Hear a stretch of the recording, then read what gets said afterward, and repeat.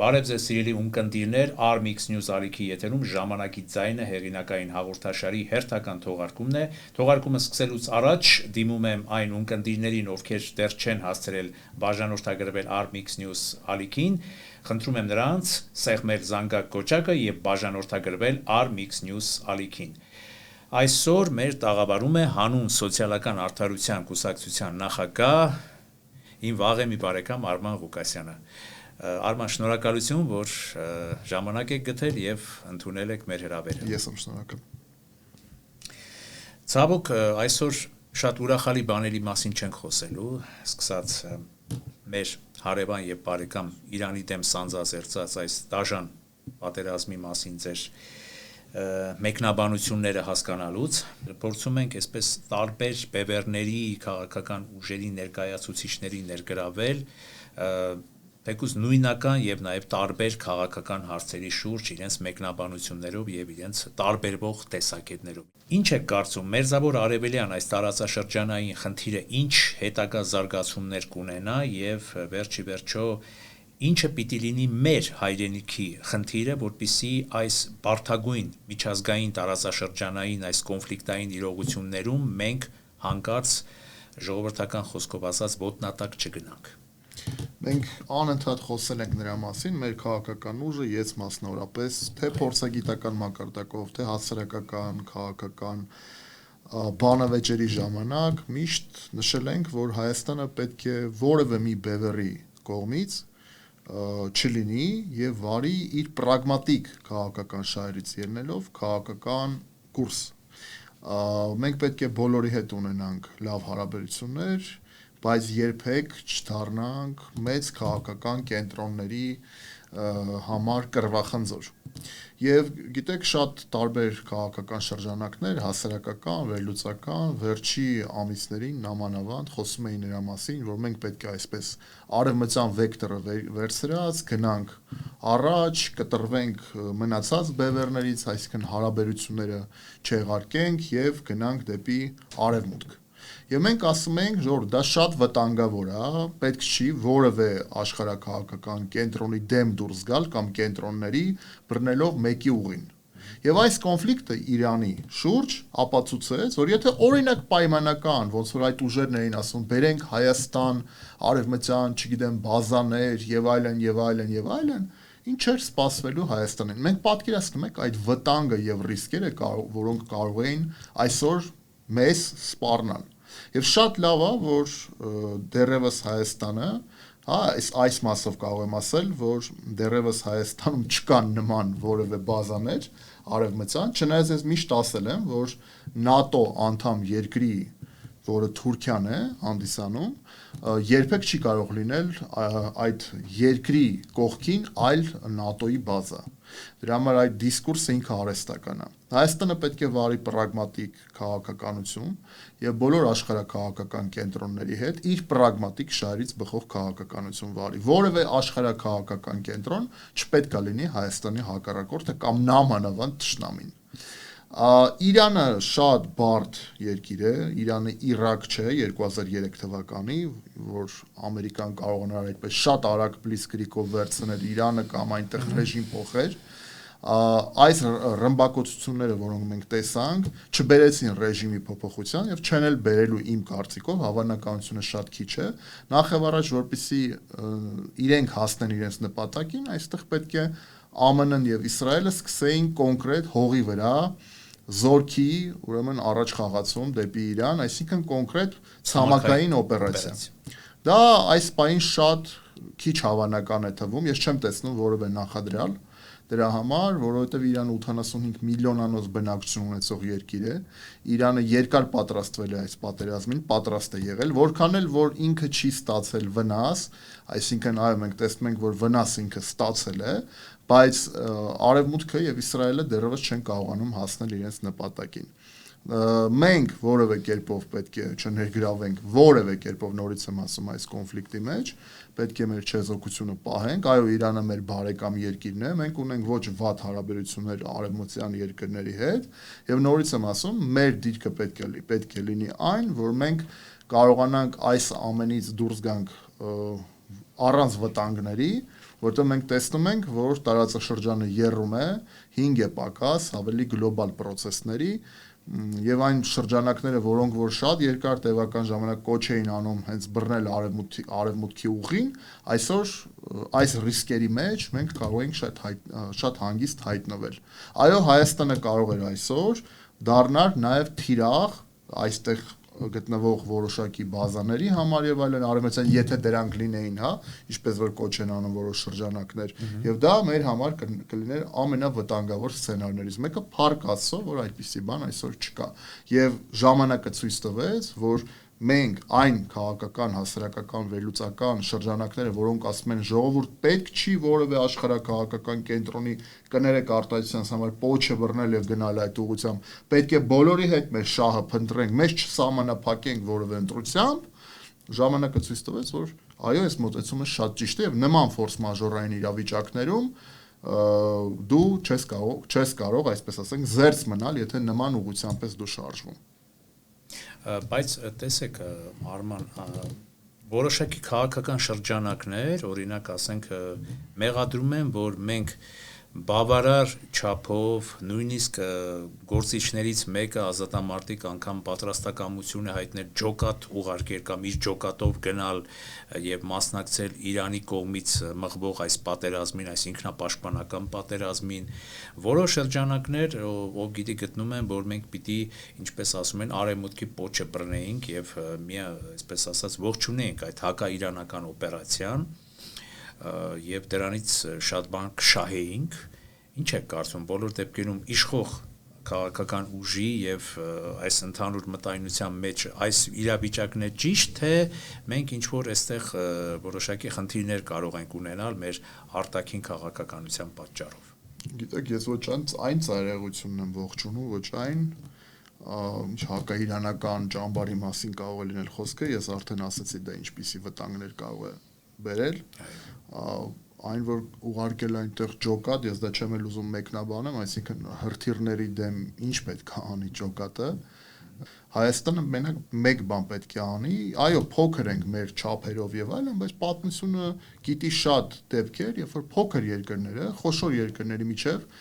եղել է այդ խաղաղության, այսպես ասենք, հարթակ, եւ ինչու ոչ Հայաստանի իշխանությունները այս միտքը հնչեցրել են, կարող են ապագայում, որտեղ հիմա դեռևս թեժացած է իրավիճակը եւ այլն, խոսքը ոչ թե այս կառավարության մասին, այլ ով է լինի իշխանությանը, կարող է որպես միայն առաջարկել իր այսպես ասենք միջնորդությունը, որտեղ լավ հարաբերություններ ունենք այս պայծրությամբ, ոչ վատ հարաբերություններ, այսպես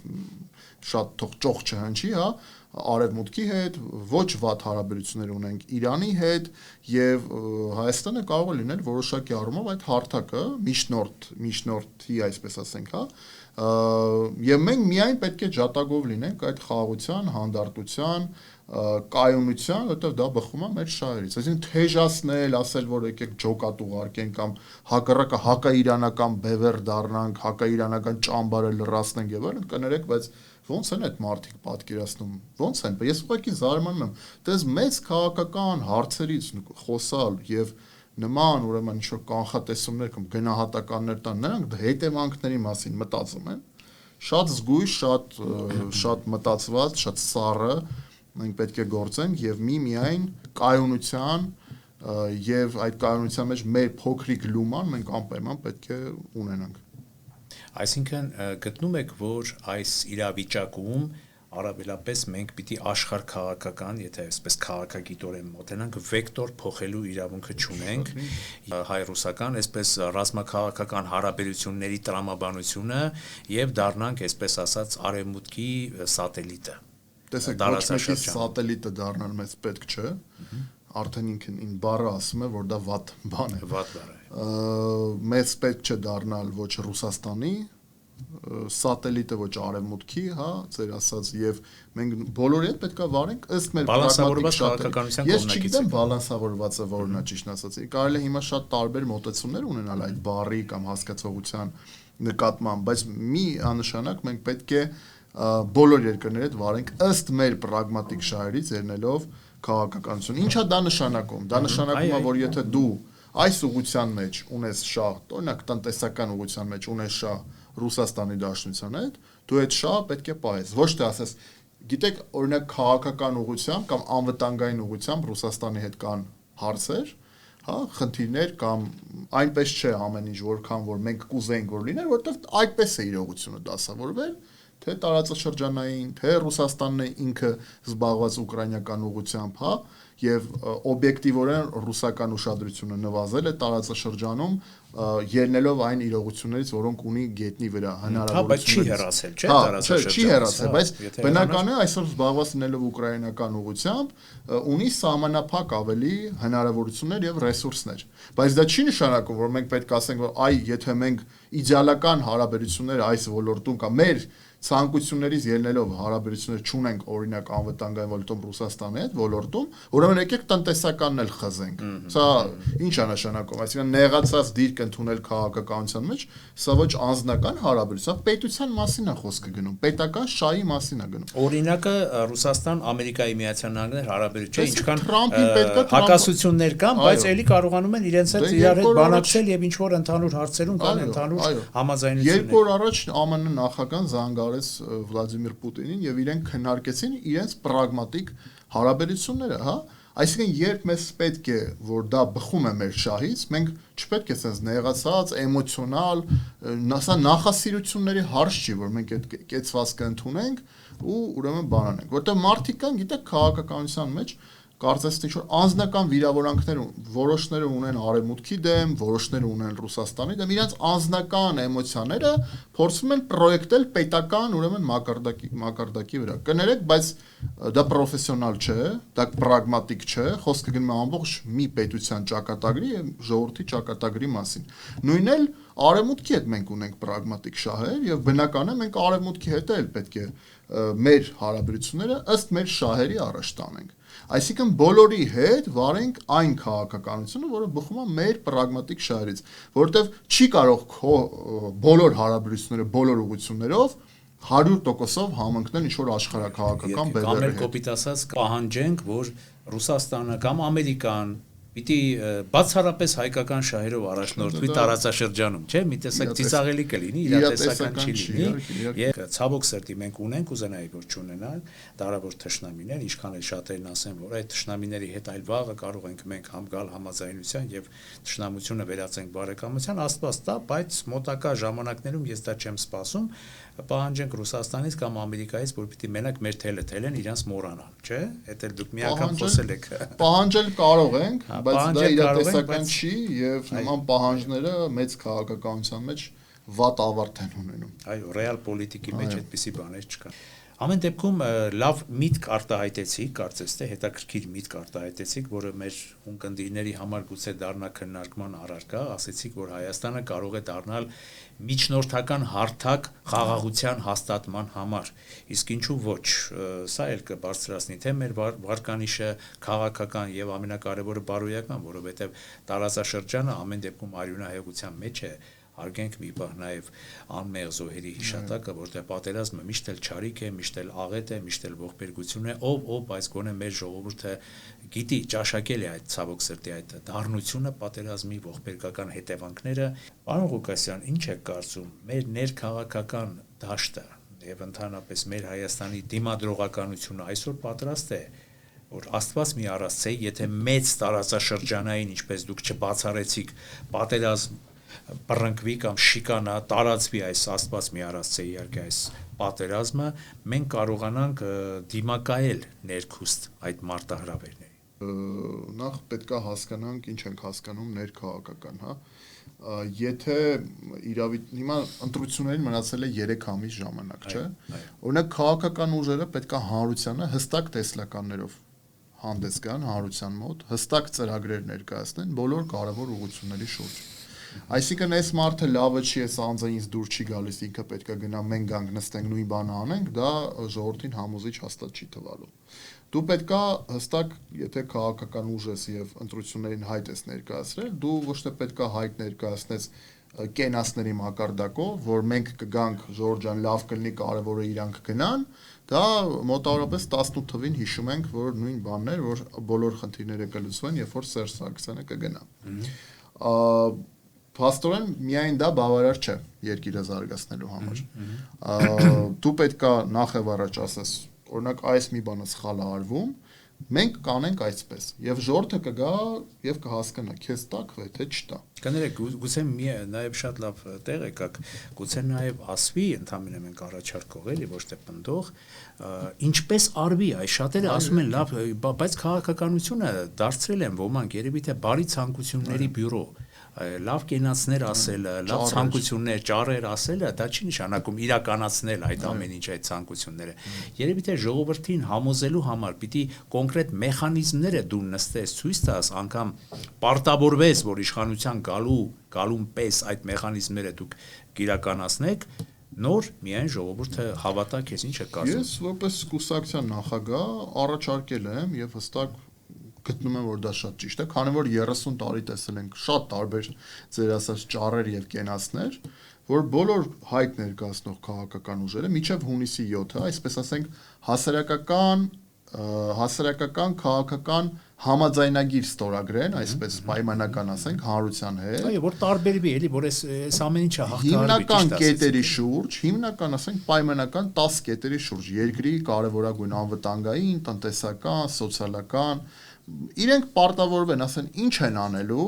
երբ որ գան։ Եվ ինչպես են անելու ամենակարևորը։ Ինչ եւ ինչպես, այո, խնդիրը եւ լուծումը ամենակարևորը։ Եվ եթե չեն անում, գալիս են եւ չեն անում, իրենք պետք է ուրեմն հրաժարական տան ու գնան։ Ոչ թե գիտեք անընդհատ նստեն, հիմա մի 10 տարի մի ուշ նստի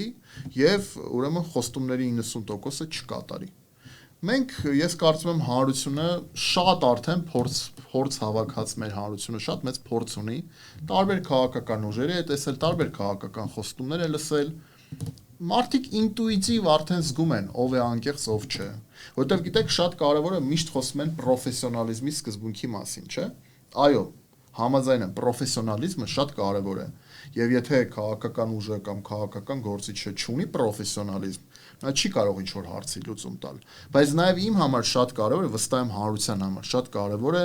այդ անկեղծության սկզբունքը, որովհետև դու կարող ես լինել պրոֆեսիոնալ, բայց ոչ անկեղծ քո հասարակության, քո ժողովրդի հետ, եւ ուրեմն քո պրոֆեսիոնալիզմը չծառայի հանրային շահին, այլ ծառայի օրինակ քո նեղ էլիտար քաղաքական, կուսակցական շահերին, ինչպես որ մենք շատ տեսել ենք։ Դրա համար այդ երկու սկզբունքը շատ կարևոր է, անկեղծությունը եւ պրոֆեսիոնալիզմը։ Եթե դու անկեղծ ես որպես քաղաքական գործիչ եւ ուզում ես գաս, որ ծառայես հանրային շահին, այլ ոչ թե քեզ աթոռն է հետաքրքիր, այ այս մարդը պետքա հեռանա, մենք գանք այս աթոռին նստենք։ Այդ սկզբունքով մարդիկ ես վստահ եմ, ինտուիտիվ արդեն զգում են այդ փորձը, սա հանրությունը, ժողովուրդը շատ լավ ունի հասկանալու մարդը անկեղծ ուզում է գա ծառայի հանրային շահին, թե ուզում է նստի իր թիմի հետ վայլի այն աթոռը, որը արդեն չգիտեմ, դարելա շատերի համար մոլուցք։ Էլի թողնստի, բայց գործանի, չէ՞։ Ամենակարևորը, այո, պրոֆեսիոնալ ձևով եւ անկեղծ ձևով մեր երկիրը հանես վիճակից։ Շատ խնդիրներ կան եւ այդ խնդիրները պահանջում են հենց այդ սկզբունքներով կարծում եմ լուծումներ։ Հետաքրքիր բան առաջարկեցիք, որը դարձյալ մեր ունկնդիրները հուսամ, որ կփորձեն վերլուծել, հասկանալ, ինչպես ասում են, դուք առաջարկող, իրենք այդ առաջարկությունը քննարկող, ընդունող կամ չընդունող, թողնենք նաեւ նրանց հայեցողությանը։ Այս ֆոնին որ քաղաքական ուժերի հետ եք նաև ձեր քաղաքական ուժի համագործակցությունը պատկերացնում, այ ոնց որ ինչպես հասկացա դուք սոցիալ-դեմոկրատամետ, սոցիալիստամետ քաղաքական ուժ եք, այ Հայաստանում կան նաև սոցիալ-դեմոկրատամետ, սոցիալիստամետ կուսակցություններ, ասենք սոցիալ-դեմոկրատ հնչակյան կուսակցությունը, հայ հեղափոխական դաշնակցությունը, Հայաստանի կոմունիստական կամ այլի դարձյալ սոցիալիստական քաղաքական ուժեր, ինչ է կարծում որ քաղաքական ուժը կամ ուժերը կարող են գուցե համախմբվելով կամ անհատապես երկիրը տանել առաջ։ Գիտեք, հիմա քաղաքական կոնսուլտացիաներ է գնում եւ քաղաքական քննարկումներ այս պայդրությամբ զերծ կմնամ ինչ որ փակագծեր բացելու, մեր քաղաքական ուժը բնականաբար նույնպես ունի մտադրություն, որտեղ յուրաքանչյուր քաղաքական ուժ պետք է իր տեսլականով, իր ծրագրով, իր ծրագրային դրույթներով հանրության առաջարկի քաղաքական հստակ product, հա, եւ մենք պատրաստվում ենք նաեւ ընտրություններին եւ ձևաչափի մասին շուտով ես ավելի մանրամասն կներկայացնեմ հանրությանը, երբ որ այդ քննարկումները տա իր արդյունքը եւ վերջնական արդեն լինի պատկերը, բայց ես կարծում եմ, որ այո, Հայաստանի քաղաքական դաշտում այսօր մենակ ինչ որ քաղաքական ուժ կամ ուժեր շատ դժվար կլինի, որ կարողանան հասնել հաջողության։ Այսինքն ստեղ պետք է այդ ներուժը միավորել, պետք է որպեսզի քաղաքական ուժերը կարողանան կոնսոլիդացվել ըստ իրականում այն, գիտեք, ոչ թե ուղղակի նրա համար նորից կրկնեմ, պետք է նորից կրկնեմ, ոչ թե նրա համար, որ ուղղակի գան եւ փոխարինեն մի քաղաքական թիմին, իրենք ուղղակի իրենցով եւ գիտեք, երկիրը մնա նույն վիճակում, այլ իրականում գան եւ երկիրը հանեն այս վիճակից։ Դրա համար պետք է միավորվեն ուժերի այսպես ասենք ինտելեկտուալ ներուժը, հնարավորությունները, միտումները եւ այլն, ստեղ ես տեսնում եմ, բայց այսօր դեռևս քանի որ այդ քաղաքական կոնսուլտացիաները, քննարկումները քաղաքական դաշտում տեղի են ունենում, դժվար է ինչ որ գնահատական տալ ու ասել, գիտեք, ստացվեց կոնսոլիդացիան կամ չստացվեց։ Չեմ ուզենա առաջ ընկնեմ եւ ինչ որ վնաս տամ այդ process-ին, հա։ Թե մեր մասով, թե ընդհանուր քաղաքական դաշտի մասով։ Ակնհայտ է, որ նորից եմ կրկնում, շատ բարդ կլինի, որ մենակ ինչ որ քաղաքական ուժեր կարողանան իրավիճակի վրա կտրուկ ազդեցություն ունենալ։ Դա կլինի շատ այսօր այդ նախադրյալները չեն երևում, չի երևում այնպիսի ուժ, որը մենակ կարող է հասնել հաջողության։ Արևմտամետ քաղաքական դեմքերից մեկը վերջերս եթերում հայտարարեց, որ այս ամեն ինչը ընդդիմադիր դաշտում, այսպես ասած, ոչ արևմտական ընդդիմադիր դաշտում, դա էլ մատնանշեմ, հեսա process-ներ են գնալու եւ բոլորը համախմբելու են մեկ անձի Ռոբերտ Քոչարյանի շուրջ։ Դուք դա ճիշտ իրատեսական եք համարում, թե ոչ։ Ես չեմ պատրաստվում Ռոբերտ Քոչարյանի շուրջ միավորվել, մնացածների համար կտեսնենք։ Իմ մասով կարող եմ ասել, մեր քաղաքական ուժի մասով կարող եմ հստակ ասեմ։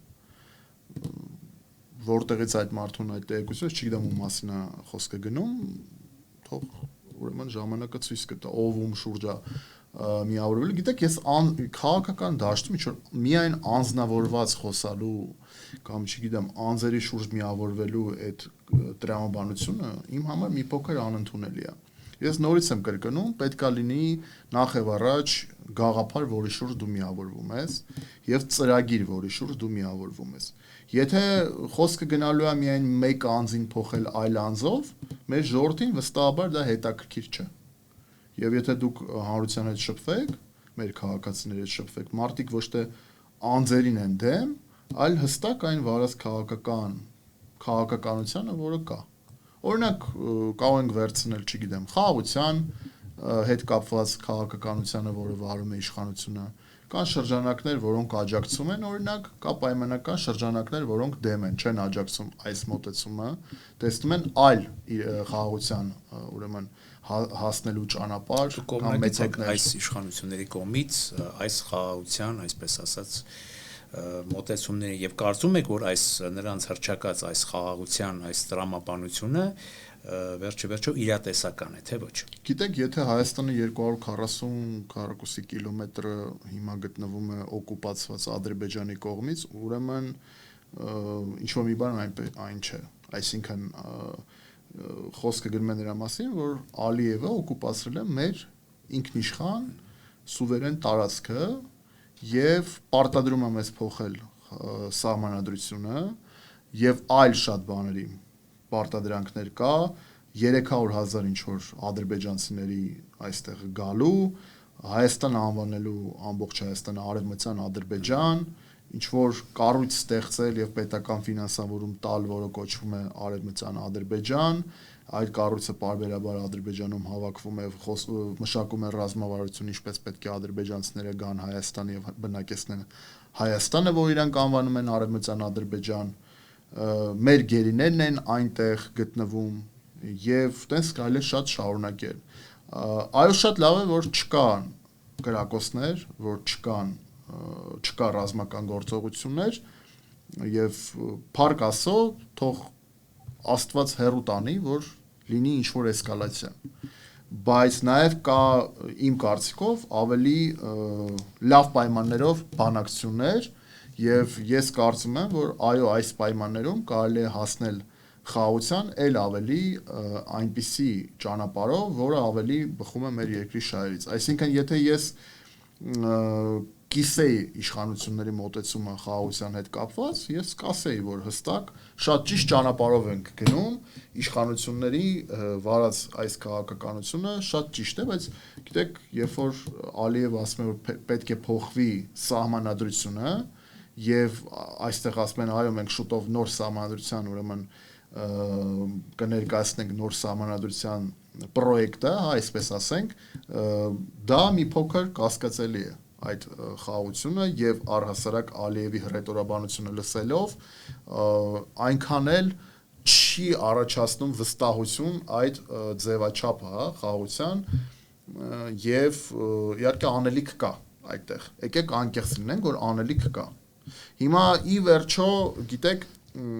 այս process-ը շատ բարդ process է։ Սա էլ պետք է օբյեկտիվության համար ասել, որովհետեւ միայն քննադատել իշխանություններին եւ դա դարձնել ինքնանպատակ, դա չպետք է լինի։ Հարց.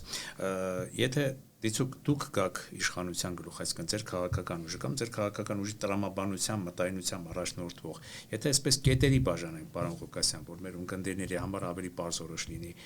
ինչ այլընտրանք կառաջարկեք արտաքին քաղաքականությանը, այս խաղաղության, այս տրամաբանությանը եւ ներքին քաղաքականությանը, որ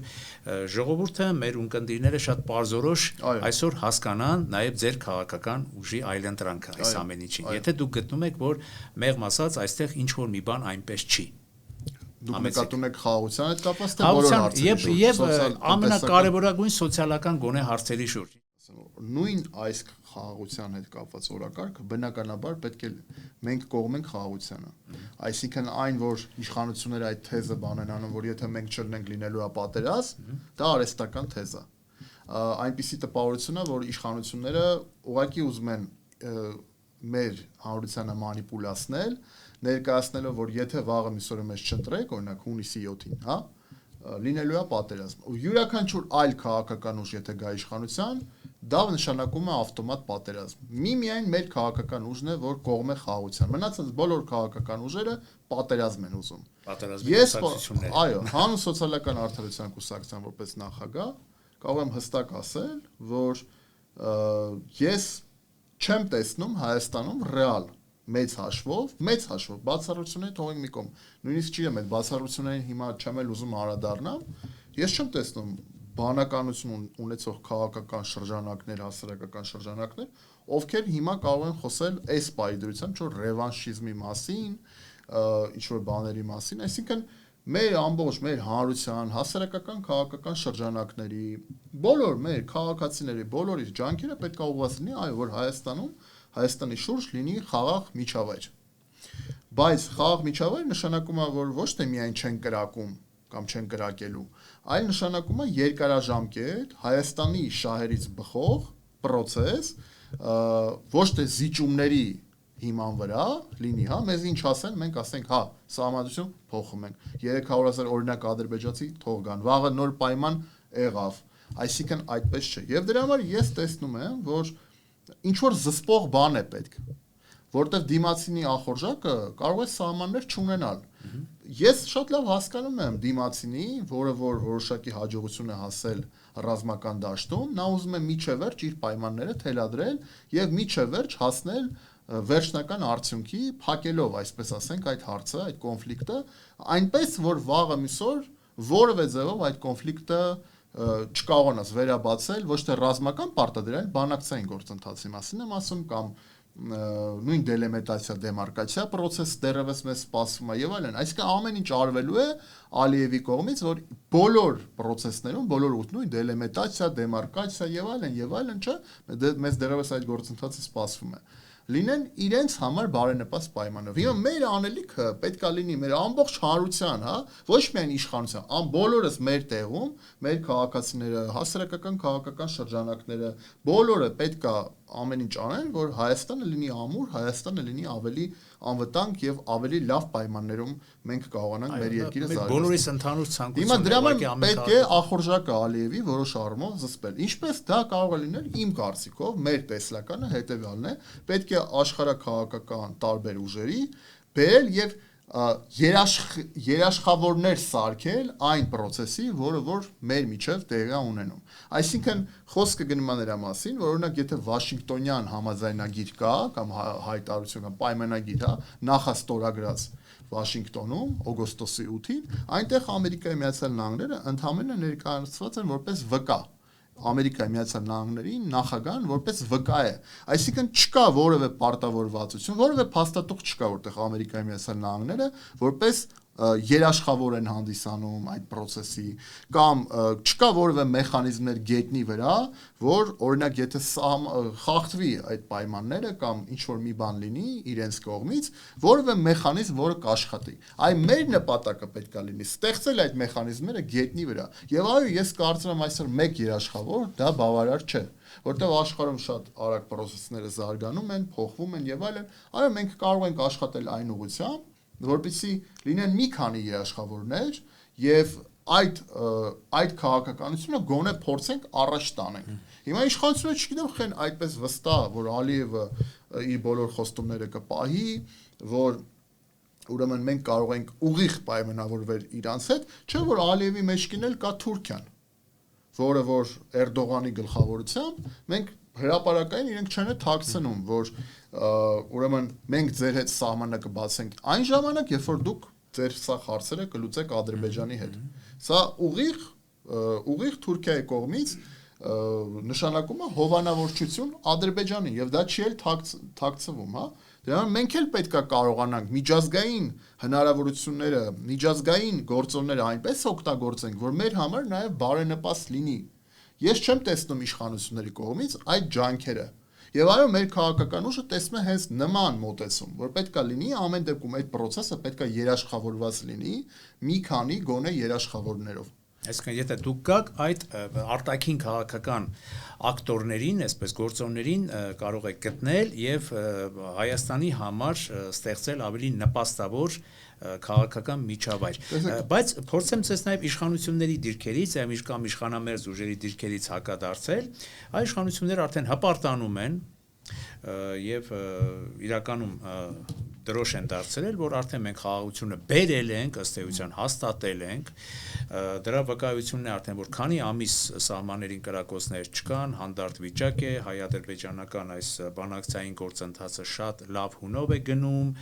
արդեն Ադրբեջանի տարածքով մենք վառելիք եւ հացահատիկ եւ այլ կենսական մթերքներ ենք ներմուծում եւ հենց միայն արդեն այդ Թրամփի ուղին դա կարևորագույն խաղաղության գործոնն է, արդեն դրանով հանդերձ որպես կարևորագույն գործոն Ամերիկայի Միացյալ Նահանգները կարողացել են հաստատել իրենց նախագահի գլխավորությամբ այդ խաղաղությունը, այդ բաղձալի երկար սպասված խաղաղությունը։ Ինչ է կարծում, ճիշտ է թե ոչ։ Շատ լավ եք ասում, Մանուկ ջան, բայց հենց այսօր Նիկոլ Փաշինյանը հայտարարել է, որ Թրամփի ուղին անորոշ ժամանակով հետաձգվում է, որովհետև նաև կա հստակ արդեն պատկերացում, որ Թրամփի ադմինիստրացիայի համար սա հիմա պրիորիտետային հարց չի, առաջնահերթային հարց չի։ Իրանն առաջնահերթ։ Որովհետև Իրանի շուրջ տեղի է ունեցել լուրջ փոփոխություններ եւ թրիփի մասին խոսել Իրանի դեպքերից առաջ դա մի իրավիճակ էր։ Հիմա թրիփի մասին խոսել այս պայմաններում սա այլ իրավիճակ է։ Եվ այո, շատ ճիշտ է ասված, որ այսօր պարզ է եւ տրամաբանությունից էլ է բխում եւ իրականությունից, որ եթե միտեղ անվտանգ չէ եւ կա անկայունություն, այդտեղ որևէ ներդրում հնարավոր չի անել։ Եվ դրա համար տեսեք իրավիճակը փոխվել։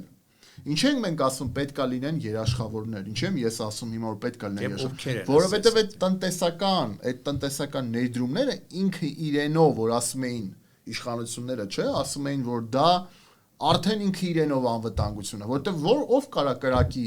ամերիկյան կապիտալի ուղղությամբ, չէ։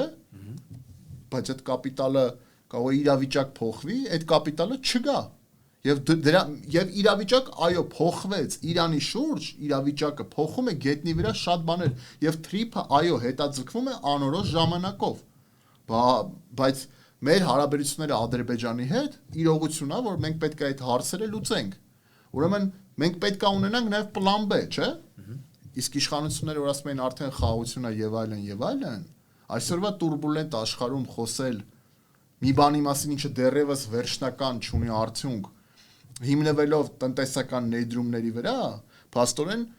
միշտ չի որ ճիշտ է ու միշտ չի որ աշխատում է, որտեղ իրավիճակը փոխվել։ Նորից եմ կրկնում, Թրիփի մասին այսօր Նիկոլ Փաշինյանը ասեց անորոշ է, որովհետև Թրամփի համար առաջնահերթ չի։ Երաշխավորների համար դուք ասում եք ով կարա լինի, բնական է, որ մենք չենք կարող ասենք բերենք այն խաղացողներին, ովքեր տարածաշրջանում ներկայացված չեն կամ չունեն հետաքրքրություն տարածաշրջանի հետ կապված։ Բնական է, որ մենք պետքա որպես արդեն ամերիկյան կողմ այս process-ի մեջ ներգրաված է, փորձենք ամերիկացիներին բերել ոչ թե որպես վկա, այլ որպես հստակ երաշխավոր։ Ռուսաստանի Դաշնությունը, որը որ ներկայացված է եւ ով ինչ ուզում է ասի, դա ում ցանկությունն է կամ ում ցանկությունը չի, ոչ իմն է, ոչ էլ նրանց, ով Ռուսաստանին չեն սիրում, կամ էլ ես այնպես չի, որ Ռուսաստանի բանն եմ, պաշտպանն եմ եւ այլ։ Ես իմ երկրի պրագմատիկ շահերից եմ միայն խոսում։ Ռուսաստանի Դաշնությունը ներկայացված է Հայաստանում, որ ինքը ունի այստեղ 102-րդ ռազմաբազա։ Թուրքիայի սահմանը պահում է 102-րդ ռազմաբազան։ Դեռևս հիշեցնեմ, որ ռուս սահմանապահները Հայաստանի սահմաններին կանգնած են։ Սա իրողություն է, սա ցանկություն չի, սա Արման Ղուկասյանի ցանկությունը չի։ Ես կարող եմ սիրել Բրյուսելը, Փարիզը, Վաշինգտոնը, բայց իրողությունը մնում է այն ինչ որ ես ասեցի։ Այսինքն Ռուսաստանը արդեն այստեղ տնտեսականը, այո, իհարկե, տնտեսականի մասին կարող ենք առանցին խոսել կամ դա շատ ավելի լայն թեմա է, բայց պարզ է, թիվ 1 մեր տնտեսական գործընկերներ։ Սիրում ենք դա, չենք սիրում եւ ուզում ենք, չենք ուզում, դա իրողություն է։ Եվ քաղաքականությունը իրողությունների մասին է։ Եվ դա նշանակում է Ռուսաստանը արդեն ներկայացված է։ Ուրեմն Ռուսաստանն էլ կարող է լինել երաշխավորներից մեկը այդ process-ի մեջ ներգրաված, բայց ոչ միայն Ռուսաստանը։ Նորից եմ կրկնում, ոչ թե մեկ երաշխավոր, այլ մի քանի երաշխավորներ։ Եվ դրա համար մենք պետք է աշխատենք, որպեսզի այն երկրները, որոնք կան տարածաշրջանում կամ հետաքրքրվածություն ունեն տարածաշրջանում, ոչ թե հակադրենք մեր շահերը իրենց շահերի հետ, այլ փորձենք գտնել ընդհանուր եզրեր եւ փորձենք դա ծառայեցնենք մեր երկրի պրագմատիկ շահերին։ Ոչ թե մարգինալ ձևով, գիտեք, ծայրահեղական ինչ-որ ճանապարհով մեր անձնական նախասիրությունները պրոյեկտենք պետության շահերի վրա, ասենք մենք ինչ-որ մեկ ավարտել ասենք Բրյուսելի համալսարանը, նա ուրեմն արևմտամետ է կամ չգիտեմ, Եվրոպամետ է, մեկը ավարտել է Սանկտ Պետերբուրգի, ասենք համալսարանը, նա ռուսամետ է։ Ժորժ ջան, Հայաստանի Հանրապետության շահի մասին եք խոսում ու մի ամբողջ ժողովրդի ճակատագրի մասին եք խոսում։ Եկեք ձեր անձնական էմոցիաները դրեք մի կողմ եւ եկեք վարվենք այնպես, ինչպես որ իրողություններն են մեզ ստիպում։ Մենք մի հատ քարտեզը վերցնենք, տեսնենք մենք որտեղ ենք գտնվում։ Եվ եթե Իրանը թուլանա այս տարածաշրջանում, ուզենք կամ չուզենք, ուժեղանալու է Թուրքիան եւ Իսրայելը։ Քանի որ Թուրքիան այստեղ է եւ մեր հարևանն է, բնականաբար մեր համար Թուրքիայի ուժեղացումը եւ միայն Թուրքիայի ուժեղացումը այնքան էլ մեր շահերից չի բխում, քանի որ նա հստակ ուղիղ պահում է Ադրբեջանի։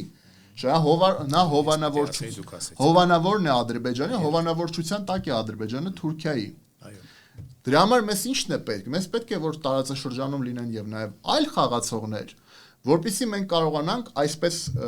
այդ շահերը ճիշտ համադրենք եւ այլն եւ կարողանանք չհայտնվենք մի հատ վտանգավոր կետից կախված լինենք կամ իր ազդեցության տակ հայտնվենք։ Այն նրանք ովքեր գոռում են որ Իրանը լավ կլինի որ պարտվի, որտեղ կան Հայաստանում այդ շրջանակներ, որ ուրախացել են, որ Համենեին սպանել են, որ Իրանը ինչ որ ողջավորվածություն եմ զգում։ Ես չգիտեմ, ժորդ ինչի վրա եք ուրախացել, որ Թուրքիան պետքա ռեժիմը շատ վատ ռեժիմ է։ Չէ, որ Թուրքիան ու Ադրբեջանը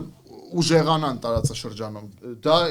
Հայաստանի շահերից է բխում, ուզում եմ հասկանամ։ Թե դա կնշանակի մենակ մեկ բան, որ այլ ավելի ձեր ասած խաղաղության այդ գործընթացում Ադրբեջանը ավելի մեծ պահանջներ կդնի Հայաստանի նկատմամբ։ Այս սա է իրողությունը։ Հասկանում եք, սա է իրողությունը, մենք իրողություններից պետքա ելնենք։ Իսկ նրանք ովքեր մտածում են, որ հեսա Իրանը կպարտվի, ամերիկյան բազաներ են բերելու ստեղ դնեն, ՆԱՏՕ-ի բազաները։ Կներեք, բայց Թուրքիան, որը ՆԱՏՕ անդամ երկիր է, այնտեղ մի հատ հիշեք, ում բազաներն է այսօր։ Ինջիրլիկում ամերիկյան բազաներն է։ Եվ նրանք արդեն ներկայացված են տարածաշրջանում, ունենալով իր բազաները, իրենց բազաները Թուրքիայում։ Ոնց է կարծում, Ինջիրլիկը կթողեն, այդ բազաները կտեղափոխեն Հայաստան։ Չէ, ինչի մասին ենք խոսում, եկեք մի քիչ իրատեսական լինենք։ Եկեք աշխարհաքաղաքական գործընթացներին, տարածաշրջանային գործընթացներին նայենք մի քիչ ավելի ռացիոնալ աչքերով։ Որովհետև նորից եմ կրկնում, մենք պետքա ոչ թե ինչ-որ մեկի կողմը վերցնենք եւ դուրս գանք ինչ-որ մի աշխարհաքաղաքական գործոնի դեմ կամ ուժի դեմ կամ երկրի դեմ, կենտրոնի դեմ, այլ մենք պետքա կարողանանք այնպես չանենք, որ եթե վաղը հանկարծ իրավիճակը փոխվի, ոնց որ Իրանի շուրջ փոխվեց, մենք ասենք, վայ, ոնց եղավ, ընկնենք մի հատ վատ իրավիճակի մեջ։ Ինչ ենք մենք մեզ ուզում դնենք ինչ-որ ծայրահեղական քայլերի մեջ, այդ տրամաբանության մեջ դնենք մեզ, որ հետո մենք փորձենք այդ ռիսկերին հիմալ կամ վտանգներին վտանգները կառավարենք կամ ռիսկերը կառավարենք կամ չեզոքացնենք այդ վտանգները։ Ինչ ենք մենք դա ուզում։ Այսինքն մի հատ տեսեք Ադրբեջանը ոնց է ինչ քաղաքականություն է վարում։ Այսինքն ամեն դեպքում որտեղ որ հնարավոր է նա բալանսավորում է, որտեղ որ հնարավոր է նա մանևրում է։ Սա հիմա կանխատեսում էին շատերը, որ հեսա 5-ը պակաս Ադրբեջանը Իրանի դեմ պատերազմը մտնելու է պատերազմի մեջ, բայց նա հետ քաշվեց, որովհետև դեռևս հետ քաշվեց, որովհետև հասկանում է, որ դեռևս չէ Իրանը այնքան էլ թուլացած գործոն չի, այն աստիճանի, որ իրենից վտանգ պետք չի սպասել։ Ես չեմ բացառում, որ Ալիևը հենց տեսնի, որ Իրանը արդեն Իրանից վտանգ չկա, կմտնի այդ process-ի մեջ եւ կարող է, որ իր տարածքը օգտագործեն նաեւ որպես սցենարներից մեկը, անվանենք այսպես, որ այդ օպերացիան ցամաքային նաեւ այնտեղից սկսվի։ Շատ հավանական, դա չեմ բացառում, հա, չեմ ասում այդպես կլիներ, դա հնարավոր սցենար է։ Շատ մեծ հավանականություն չունի, բայց հավանականություն ունեցող սցենար է։ Բայց նա հասկացա, որ այս պահին դա կարող է շատ վտանգավոր լինել եւ տեսեք, շատ արագ կերպարանը փոխվեց, հռետորաբանությունը մի փոքր փոխեց, Իրանի նախագահի հետ հեռախոսազրույց ունեցավ, ցավակցություն հայտնեց։ Այսինքն երբ որ պետքա անես սենց, երբ որ քո երկրի շահը պահանջում է, պետքա վարվես այլ ձև։ Ոչ թե միշտ դու մի վեկտորը վեկալած ասես, ինչ ուզում է լինի, մենք պետքա լինենք արևմուտք կամ ինչ ուզում է լինի, մենք ռուսամետ ենք, կամ ինչ ուզում է լինի, մենք չինամետ ենք։ Կներեք էլի, խոսքը ձեր անձնական նախասիրությունների մասին չի։ Ձեր անձնականը գնացեք ձեր ընկերների հետ, ձեր տանը եւ այլն սուրճի բաժակի շուրջ կարող եք քննարկել։ Պետության հետ խաղ մի արեք, մի ամբողջ ժողովրդի ճակատագրի հետ խաղ մի արեք։ Բնականաբար էլի կհանդիպենք հետագայում, էլի կունենանք շատ հետաքրքիր զրույցներ, ինչպես որ ունեցել ենք ձեզ հետ։ Ուզում եմ նաև վերջում հնարավորինս հակիրճ, եթերի մեր ժամանակի սահմանափակությունը հաշվի առնելով, նաև ձեր տեսակետները արտահայտեք ձեր քաղաքական ուժի ներքին քաղաքականության մի քանի դարձյալ այդ կետերով եւ դրանով հանդերձ, որովհետեւ այսօր եթե կհամաձայնենք մեր ժողովուրդը մի այսպիսի առանձնահատկություն ունի, շատերը այո արտաքին քաղաքականություն անվտանգությամբ այո հետաքրքրվում են, բայց ամեն դեպքում շատերը նաև ապրում են օրվա հացի խնդիրներով, չէ, հանապազորյա հացի։ Դա էլ անվտանգային։ Դա էլ անպայման համաձայն եմ ձեզ հետ, բայց միգուցե նաև այս եթերը օգնի, որ դուք այնպիսի ավելի հետաքրքիր, ավելի այլընտրանքային լավ իմաստով գաղափարներ մատուցեք մեր ունկնդիրներին, որ նաև ձեր քաղաքական ուժի հանդեպ հետաքրքրությունը ավելի աճի։ Գիտեք, ես կարծում եմ, որ մեր երկիրը այսօր սոցիալ-տնտեսական առումով շատ լուրջ խնդիրներ ունի։ Եվ դրա մասին ես շատ եմ շփվում մեր հասարակության հետ, մեր ժողովրդի հետ, մեր քաղաքացիների հետ եւ շատ sense պետք չի խորը վերլուծության ենթարկել եւ այլն, բավական է մարդկանց հետ խոսել եւ հասկանալ, որ մարդիկ այսօր մի հատ ամենամեծ խնդրեմ ունեն, դա սոցիալ-տնտեսական հարց է, բայց սոցիալ-տնտեսական հարցերը կան, չէ, ուժեր ասում են, դե այդ անվտանգային կարևոր գոյաբանական խնդիրները թողել եք, ընկել եք թոշակը, վարկային տոկոսները, չգիտեմ, նվազագույն աշխատավարձը, բժշկությունը, կրթությունը եւ այլն։ Ես ուզում եմ ասեմ, որ օրինակ, եթե մարդը չի կարողանում գոյատևել, դա անվտանգային հարց է։ Եթե քո երկիրը լքում թողում գնում է քաղաքացի, դա անվտանգային հարց է։ Եթե մարզերը ասենք դատարկվում են ու կապ չունի, մարդիկ գալիս են Երևան կամ երկիրը թողում գնում են եւ գյուղեր են դատարկվում եւ այլն, գյուղական բնակավայրեր, դա անվտանգային հարց է։ Այս կառավարությունը ես կարծում եմ տնտեսական, այն որ գալիս էին հեղափոխություն անային տնտեսական, արդարությունն էին վերականգնում եւ այլն, կարող եմ մեկ շատ կարևոր բան ասեմ։ Խորքային առումով այդ անարդարությունը չի վերականգնվել։ Այսինքն սոցիալական արդարություն մեր երկրում չկա։ Եվ ամենակարևորը ասեմ, որ գնաճ է անընդհատ տեղի ունենում, սա շատ կարևոր հարց է։ Անընդհատ գնաճ է տեղի ունեցել։ 18 թվից հələ պատկերացրեք 8 տարի են իշխանության։ Անընդհատ գնաճ է տեղի ունեցել, 5-6 անգամ գնաճ է տեղի ունեցել։ Դե եւ դա, գիտեք, տնտեսական հիմա թվերով եւ այլն, մարդկանց անգամ էդի հետաքրքիր չի։ Մարդիկ իրենց մաշկի վրա են դասում։ Ասում են մենք մեղավոր չենք, ամեն ամիս մտնելով խանութ, դե միջազգային գնը, գիտեք, մարդիկ մտնում են խանութ ամեն ամսյա ռեժիմով եւ իրենց մաշկի վրա զգում են։ Բայց եկամուտները մարդկանց չի աճում, նվազագույն աշխատավարձը չի աճում։ Լավ է, պայքար տարանք, տարբեր շրջանակներ, մենք որպես կուսակցություն թոշակները բարձրացավ։ Ես շատ լավ հասկանում եմ, որ Նիկոլ Փաշինյանը ընտրություններից առաջ թոշակները բարձրացրեց, որովհետև 600,000 թոշակառու ունենք եւ բարձրացրեց, որպեսզի այդ քվեները չկորցնի եւ մարդիկ ինչ որ թոշակառուները ձայն տան։ Հետո նաև էս բժշկական ապահովագրության համակարգը, որ գուցե նաև դրանով էլ չէ, այսինքն եւ ասում են, որ այ ինչի, այ նախորդների հանդեպ հակակրանք ունենաց թե համակրանք դա այլ խոսակցություն, բայց այ ինչի նրանց չէր հաջողվում կամ չէին ուզում, որովհետեւ կար քրեա օլիգարխիկ համակարգ, իսկ հիմա չկա այդ քրեա օլիգարխիկ համակարգը, այ մենք այդ ամեն ինչը հանեցինք ստվերից, թալանած գումարները բերեցինք, այսպես ասած, տեսանելիության դաշտ եւ կարողացանք այս կարևորագույն սոցիալական հարցը լուծել։ Ինչ կարծիքի եք։ Ճիշտ են թե ոչ։ Գիտեք, չէ, ճիշտ չեն, որովհետեւ ես նորից եմ կրկնում, այն կարևոր ցուցիչը, որ մարդիկ այսօր չեն կարողում գոյատևել, ոչ չեն կարողանում ապրել, ուշադրություն դարձեք, գոյատևել բառն եմ օգտագործում, որովհետեւ եթե քո նվազագույն աշխատավարձը չի աճում, եթե մարդկանց 14-15 ժամ Հայաստանում աշխատացնում են ու տալիս են շատ չնչին գումար եւ աշխատանքային օրենսգրքով դա կոնկրետ խախտում է, մարդ պետքա 8 ժամ օրական աշխատի եւ շաբաթական 40 ժամ, մարդիկ կան 12, 13, 15 ժամ աշխատում են, 8 ժամվա սկի աշխատավարձ չեն ստանում, դա ուրեմն ում խնդիրն է, որ դա պետքա վերահսկվի, դա պետքա շտկվի, պետության, չէ, այսինքն կառավարության, օրվա իշխանության։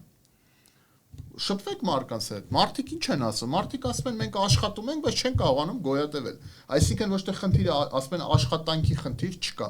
բայց վարձատրության խնդիր կա։ Աշխատավարձի խնդիր կա։ Եթե եկամուտը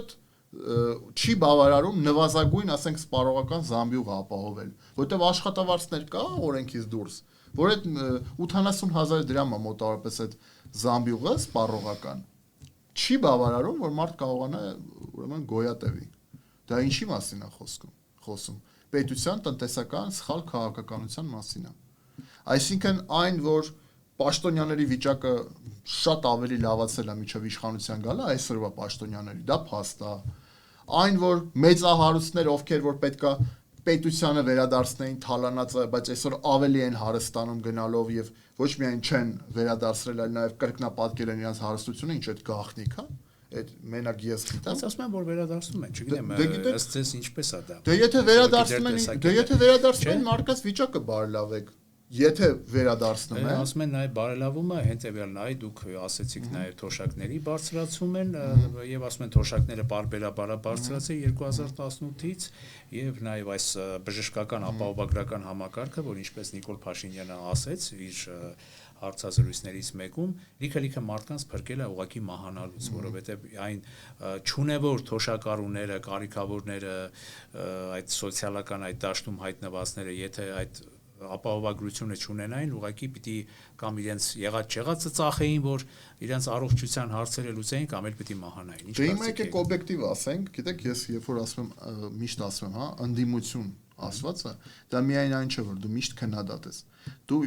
պետք է համ լավին լավ ասես, վատին վատ ասես։ Հիմա կա առհասարակ մի հատ լավ բան արած, որ այս կառավարությունը արել է, հա, կա, երևի կա, իհարկե կա, որ չեն կարող ասել, որ որևէ բան 8 տարվա մեջ չեն։ Օրինակ իմ կարծիքով 10,000 դրամը որ թոշակները բարձրացրեցին, իհարկե ես ասեցի առաջի մոտիվացիան, որ ներ ընտրություններն է 3 ամսի։ Լավ է որ բարձրացավ, իհարկե լավ է։ Այո, շատ մարդիկ ասեն դե 10,000 դրամը մեծ հարցի լուծում չի։ Ես էլ ասում եմ թոշակառուների համար 10,000 դրամը ինչ որ մի փոքր մատից փուշ անելու հնարավորություն է։ Այո, ինքը այնպես չի, որ հիմա թոշակառուները շատ լավ են սկսելու ապրել, բայց եթե մի փոքրիկ լումա է ինչ որ մի հարց լուծելու, շատ լավ է որ դա տեղի ունեցավ։ Այսինքն այնպես չի որ կարանք ասենք, էս ինչ վատ բան արեց կառավարությունը։ Բայց գիտեք ինչ, հիմա ինչ պետքա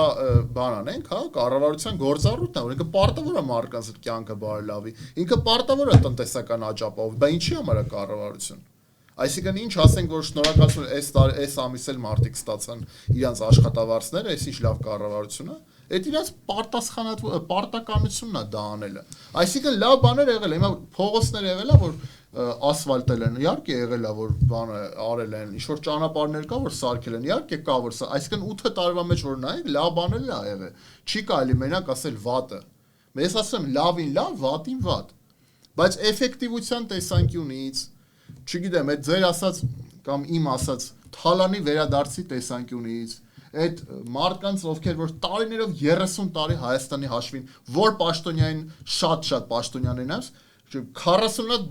մենակ գույք ուզում են ասենք սրանից բռնագանձեն, նրանից բռնագանձեն, այդքան թելը գույք Աստված գիտի ունեն, որ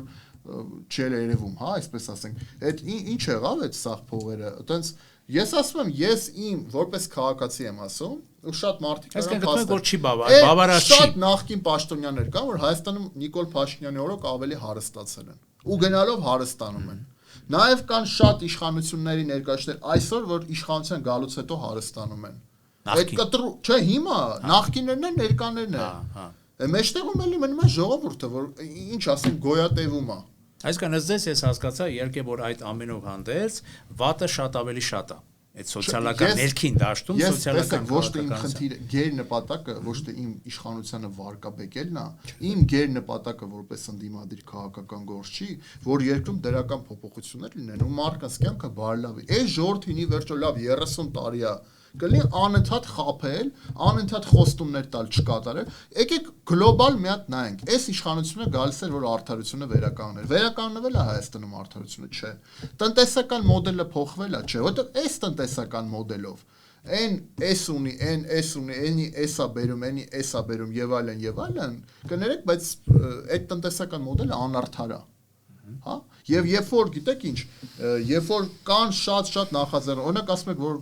դուք լինեք ինչ կանեք, գեր նպատակը ոչ թե իմ լինելն է կամ մեր քաղաքական ուժի լինելն է, մեր գեր նպատակը թող Նիկոլ Փաշինյանը անի, թող մի հատ ուրիշ ղեկավար լինի, անի, թող այդ գաղափարները կյանքի կոչվեն, մեր նպատակը ոչ թե աթոռին գալ նստելն է, այլ մեր նպատակը, որ երկրում դրական փոփոխություններ լինեն։ Այ եթե ամեն քաղաքական ուժ տենց մտածի, ոչ թե գեր նպատակը գալ աթոռին նստելն է, այլ փոփոխությունն է, ու կապ չունի ով կանի այդ փոփոխությունը, եկեք կոնսոլիդացվենք, բոլորս միասին մեր ներուժը օգտագործենք, երկիրը այս վիճակից հանենք։ Եվ նրանք ովքեր չեն ուզում կոնսոլիդացվեն, նրանք ուրեմն մենակ մեկ բանի մասին են մտածում։